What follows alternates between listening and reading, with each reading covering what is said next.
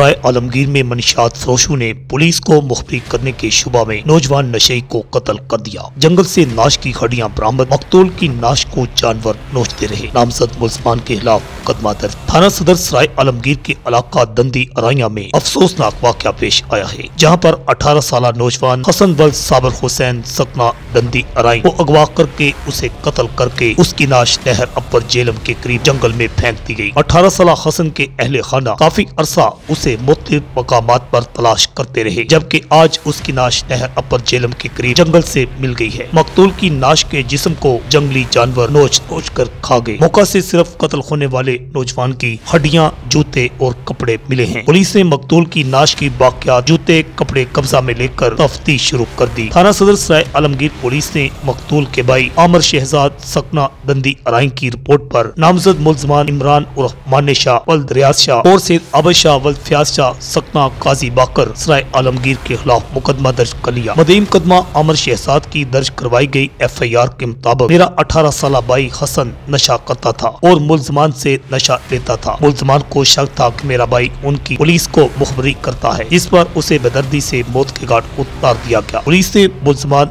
इमरान शाह और आबिद शाह की गिरफ्तारी के लिए छापे मारना शुरू कर दिए। रिपोर्ट अल हिजाज न्यूज़ गुजरात।